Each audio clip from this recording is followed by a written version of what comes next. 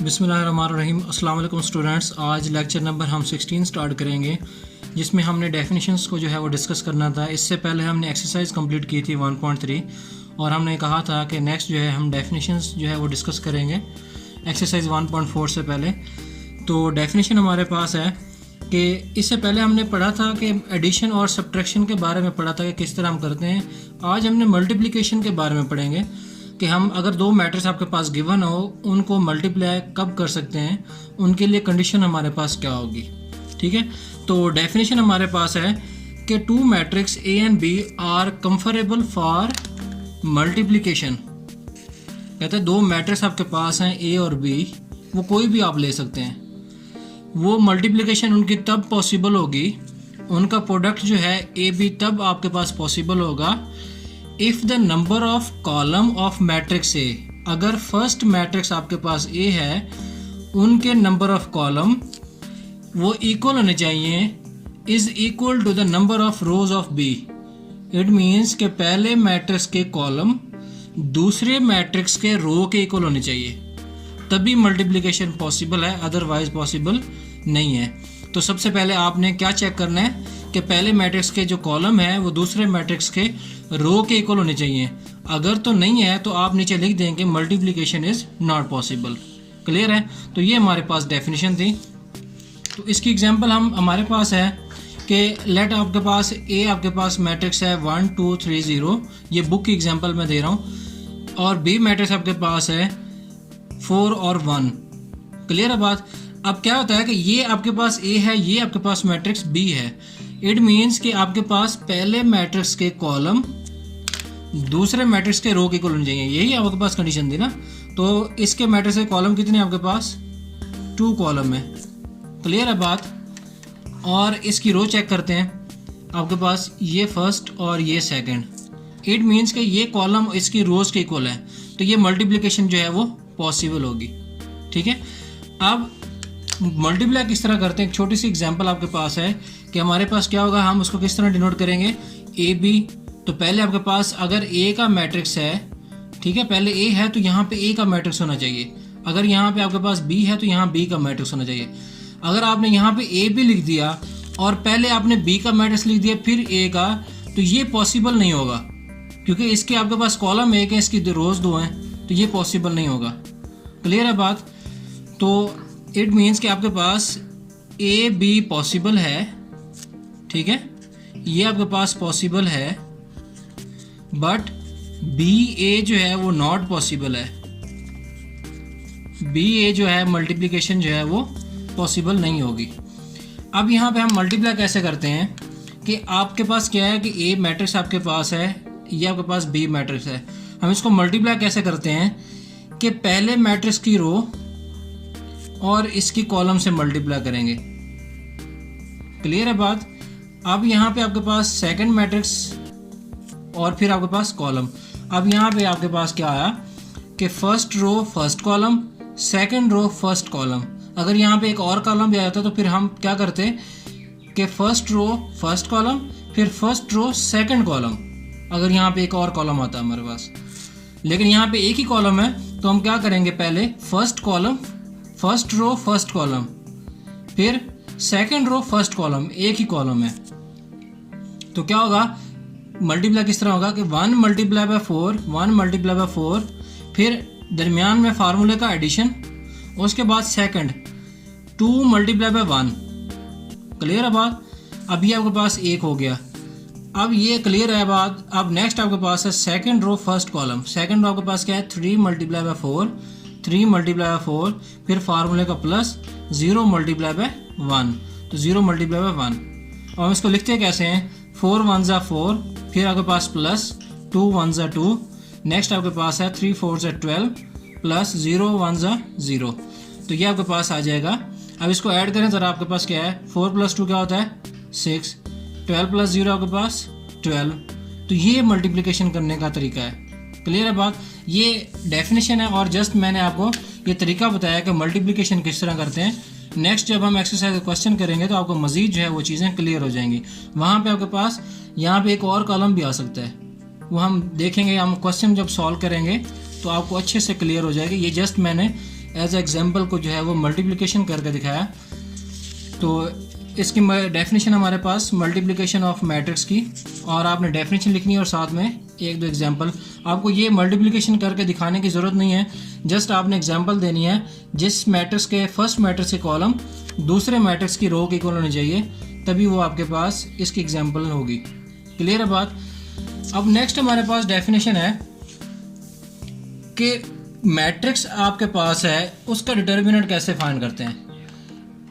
Determinant of a 2x2 matrix. अब यहाँ पे 3x3 का भी हो सकता है, 4x4 का भी हो सकता है, लेकिन आपके सिलेबस में नहीं है कि 3x3 आपके पास, वो आपके सिलेबस में नहीं है। क्लियर है बात। अब यहाँ पे आपके पास सिलेबस में आपके पास जस्ट आपके पास 2x2 मैट्रिक्स है। अब इसकी डेफिनेशन क्या है कि हमारे पास determinant of a matrix, determinant of a 2x2 matrix, तो इसकी डेफिनेशन हमारे पास क्या होगी, determinant of a 2x2 matrix. अब 2x2 का डिटर्मिनेंट अगर आपके पास मैट्रिक्स आ जाए तो उसका डिटर्मिनेंट हम कैसे निकालते हैं कि लेट ए मैट्रिक्स आपके पास गिवन है, कोई भी मैट्रिक्स ले लिया, यहाँ पे तो मैंने अल्फ़ाबेट ले लिया ABCD, आप कोई रियल नंबर्स भी ले सकते हैं। लेट ABC कोई मैट्रिक्स है, ये बुक की डेफिनेशन मैंने यहाँ पे लिखी है, बी अ 2x2 मैट्रिक्स। अब ये आपके पास इसका ऑर्डर क्या है, 2x2 square matrix. The determinant of A denoted by, या आप उसको इस तरीके से डिनोट करते हैं, आप जस्ट लिखते हैं कि डिटर्मिनेंट ऑफ ए, या आप उसको लिख सकते हैं ए लिख के आपने ये आपके पास मॉड, तो ये इसका डिटर्मिनेंट कहलाता है। आप इन दोनों में से एक यूज़ कर सकते हैं। इज डिफाइंड एज, अब हमारे पास ये मैट्रिक्स था, इसका हमने डिटर्मिनेंट निकालना है। सबसे पहले आपने क्या करना है कि ए के ऊपर आपने साइड पे बार लगानी है, उसके बाद इज इक्वल टू मैट्रिक्स, इसके ऊपर भी आपने, ये आपके पास आ जाएगी बार। क्लियर है बात। अब आपने करना क्या है, ये करने के बाद अब आपने डिटर्मिनेंट कैसे निकालना है कि इसको आपने फर्स्ट, आप ये आपके पास डायगोनल मैट्रिक्स कहलाता है, ठीक है, ये डायगोनल एंट्रीज होती हैं। हम क्या करते हैं, इसको इससे मल्टीप्लाई करते हैं। इट मीन्स कि A multiply by D, AD, फिर फार्मूले का माइनस, फिर हम करते हैं इस बी को इस सी के साथ मल्टीप्लाई करते हैं, तो BC। तो क्या होगा आपके पास AD minus BC is equal to, कोई नंबर आएगा आपके पास रियल नंबर, मैंने यहाँ पे लैम्डा कह दिया जो कि रियल नंबर में से बिलोंग करता है। अब lambda belongs to real number, it means कि ये सारे के सारे रियल नंबर्स होंगे। अब नेक्स्ट इसकी एग्जांपल, अगर मैं दूसरी एग्जांपल देखूँ रियल नंबर्स के तौर पे, कि आपके पास वही ए मैट्रिक्स है, डिटर्मिनेंट मैंने लिया, अब यहाँ पे मैंने कोई वैल्यूज़ ले ली, इंटीजर्स ले लिया आपके पास, सॉरी रियल नंबर्स लिए आपके पास 1 2 3 4। अब हमने क्या करना है, इसका डिटर्मिनेंट फाइंड करना है। कैसे करेंगे, हम इस 1 को 4 से मल्टीप्लाई करेंगे, 4 1 ज़ा 4, तो ये आपके पास 4 आ गया, फिर फार्मूले का माइनस, 3 2 ज़ा 6, तो 4 माइनस 6 आपके पास आंसर क्या आया, -2। अब ये -2 के आपके पास रियल नंबर, अब रियल नंबर में आपके पास माइनस भी हो सकते हैं और प्लस भी हो सकते हैं, ठीक है। ये आपके पास डेफिनेशन थी determinant of a 2x2 matrix. अब 3x3 मैट्रिक्स का भी आपके पास डिटर्मिनेंट, वो उसका तरीका आपके पास और होता है, लेकिन आपके सिलेबस में जो है वो 2x2 स्क्वायर मैट्रिक्स का डिटर्मिनेंट होता है। तो इंतहाई सिंपल है आपके पास डिटर्मिनेंट निकालना। आपने क्या करना है, इसको इससे मल्टीप्लाई करना है आपके पास, फिर फार्मूले का माइनस, फिर इसको इससे मल्टीप्लाई करके जो आपके पास, उसको सिंप्लीफाई करके जो भी आपके पास आंसर है वही इसका डिटर्मिनेंट होगा। क्लियर है बात। अब नेक्स्ट हमारे पास डेफिनेशन है सिंगुलर मैट्रिक्स और नॉन सिंगुलर मैट्रिक्स। अब सिंगुलर मैट्रिक्स और नॉन सिंगुलर मैट्रिक्स, ये डेफिनेशन जो है वो मोस्ट इंपॉर्टेंट है, बोर्ड में अक्सर जो है ये दोनों डेफिनेशन जो है वो पूछ लेता है कि define singular and non singular matrix. अब ये क्वेश्चन भी इसके इंपॉर्टेंट है, इसमें जब हम क्रैमर रूल मेथड करेंगे, इन्वर्जन मेथड करेंगे, तो ये उसके लिए ये है, ये हमारे पास मोस्ट इंपॉर्टेंट चीज़ है, ठीक है। तो इसको समझना आपके लिए बहुत ज़रूरी है। आप यहाँ पे आपके पास है सिंगुलर मैट्रिक्स क्या होते हैं, इसकी डेफिनेशन आपके पास है आ मैट्रिक्स, यहाँ पे आप लिख रहे हैं आ एक स्क्वायर मैट्रिक्स, आ square matrix A is called singular. एक स्क्वायर मैट्रिक्स आपके पास जो ऊपर पढ़ गए हैं, कहते हैं एक स्क्वायर मैट्रिक्स जो है वो सिंगुलर होगा if the determinant of A is equal to 0। अगर उसका डिटर्मिनेंट जो है वो 0 के इक्वल आ जाए तब हम कहेंगे कि वो सिंगुलर मैट्रिक्स है। क्लियर है बात। अदरवाइज नॉन सिंगुलर है। ये इसकी डेफिनेशन थी। इसकी एग्जांपल आपके पास क्या होगी कि आपके पास लेट्स सपोज मैंने ये एक मैट्रिक्स लिया, मैट्रिक्स हमारे पास है ए मैट्रिक्स है, इसका डिटर्मिनेंट लिया मैंने, यहाँ पे हमारे पास 1 2 0 0। अब यहाँ पे हमने क्या करना है, इसका डिटर्मिनेंट निकालना है। डिटर्मिनेंट निकालने का तरीका पहले पढ़ चुके हैं कि हम क्या करते हैं, इसको इससे मल्टीप्लाई करते हैं, 1 0 0 0 मल्टीप्लाई बाय 1 फिर माइनस 0 मल्टीप्लाई बाय 2, तो आंसर आपके पास क्या आ जाएगा 0। इट मीन्स कि आपके पास एक डिटर्मिनेंट किसके इक्वल आया, 0 के इक्वल। तो ये सिंगुलर की डेफिनेशन होगी, सिंगुलर मैट्रिक्स की। इसी तरीके से आपके पास जो भी मैट्रिक्स गिवन हो, आपको कहे कि आपने सिंगुलर मैट्रिक्स और नॉन सिंगुलर मैट्रिक्स जो है वो सेपरेट करें, तो आपने क्या करना है, आपने उसका डिटर्मिनेंट लेना है। अगर तो आपके पास जिस मैट्रिक्स का डिटर्मिनेंट 0 आता है, आप लिख देंगे कि ये आपके पास सिंगुलर मैट्रिक्स होगा, अदरवाइज नॉन सिंगुलर होगा। क्लियर है बात। अब नेक्स्ट आपके पास है non singular matrix. Same to same definition आपके पास सेम होगी, बट वहाँ पे इक्वल था, यहाँ पे is not equal to 0। Clear है बात। A square matrix A is called non singular matrix if the determinant of A is not equal to 0। अगर डिटर्मिनेंट जो है वो 0 को इक्वल नहीं आता, मीन्स के कोई वैल्यू आ जाती है 1 2 3 कोई आंसर आता है, तब हम कहेंगे वो नॉन सिंगुलर है। अब यहाँ पे हमारे पास वही एग्जांपल मैंने ले ली कि ए आपके पास मैट्रिक्स है 1 1 0 2। अब इसको मल्टीप्लाई करें, इसका डिटर्मिनेंट निकालें ज़रा, 1 मल्टीप्लाई बाय 2, आंसर आपके पास 1 मल्टीप्लाई बाय 2 फिर माइनस 0 मल्टीप्लाई बाय 1। तो अब यहाँ पे हमारे पास क्या है, 2 मल्टीप्लाई बाय 1 माइनस 0, तो आंसर आपके पास क्या आया 2। तो इट मीन्स ये कोई ना कोई वैल्यू आई है, डिटर्मिनेंट 0 नहीं आया, तो ये आपके पास कौन सा कहलाएगा, सिंगुलर मैट्रिक्स।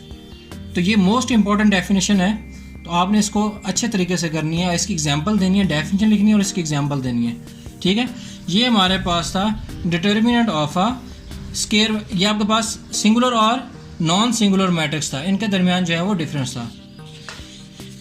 नेक्स्ट हमारे पास इस वीडियो के हमारे पास लास्ट जो डेफिनेशन है कि वो हम एडजॉइंट कैसे फाइंड करते हैं। अगर आपके पास कोई मैट्रिक्स गिवन है और आपको कहा जाए कि आप find the adjoint of a matrix, तो आप किस तरह फाइंड करेंगे। तो हमारे पास डेफिनेशन इसकी है कि adjoint of a square matrix A, आपके पास कोई मैट्रिक्स गिवन है A B C D, clear है बात, is obtained by interchanging the diagonal entries. अब इस बात पे आपने गौर करना है कि यहाँ पे आपके पास इंटरचेंजिंग द डायगोनल एंट्रीज को चेंज करना है and changing the sign of the other entries, बाकी दूसरी एंट्रीज के साइन चेंज करने हैं। गौर किया इस बात पे कि कोई भी मैट्रिक्स है, आपने इस डायगोनल एंट्रीज की जगह रिप्लेस करनी है, बाकी आपने कि दूसरी एंट्रीज के आपने क्या करने, साइन चेंज करने। अब यहाँ पे हमारे पास एग्जांपल क्या होगी, इसको कैसे डिनोट करते हैं, एडजॉइंट ऑफ ए, इस तरह भी लिख सकते हैं आप, ब्रैकेट में इसको लिख दें मजीद बेहतर है। अब आपके पास क्या होगा, ये मैट्रिक्स है, इसका एडजॉइंट करना है, तो एडजॉइंट कैसे, हम सबसे पहले लिखेंगे adjoint of A is equal to, अब हमने क्या कहा था, डायगोनल एंट्रीज हमारे पास यहाँ पे क्या थी, यहाँ पे ए था, यहाँ पे डी था, तो क्या होगा हमारे पास, डी यहाँ पे चला जाएगा, ए यहाँ पे हो जाएगा, जगह रिप्लेस हो जाएगी, तो ये हमारे पास आ जाएगा डी ए। इनकी जगह चेंज हो गई हमारे पास। अब नेक्स्ट हमारे पास क्या था, इनके साइन चेंज, तो इनके साइन चेंज हमारे पास, इनके साथ क्या है, प्लस है, सी के साथ भी प्लस है, तो यहाँ पे आपके पास क्या आ जाएगा, इसके साथ भी माइनस, इसके साथ भी माइनस। क्लियर है बात। इसकी एग्जांपल ये तो आपके पास अल्फ़ाबेट, इसके अगर मैं रियल नंबर लूँ, कोई मैट्रिक्स हमारे पास है 1 2 3 4, क्लियर है।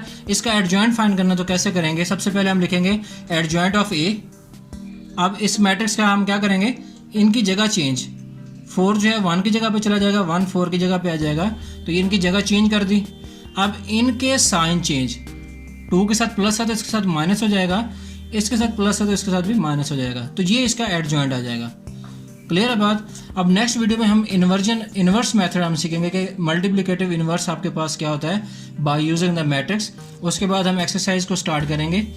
क्लियर है। तो ये हमारे पास डेफिनेशंस थी जो कि इंपॉर्टेंट भी थी बोर्ड के पॉइंट ऑफ व्यू से, और ये एक्सरसाइज करने से पहले ये बताना ज़रूरी भी था हमारे पास कि डेफिनेशन इसकी क्या होती है, ताकि आप जब एक्सरसाइज करें तो आप लोगों को क्लियर समझ आ जाए। तो ये हमारे पास थी definitions adjoint of a matrix. तो नेक्स्ट वीडियो तक हमें इजाज़त दीजिए। अल्लाह हाफिज़।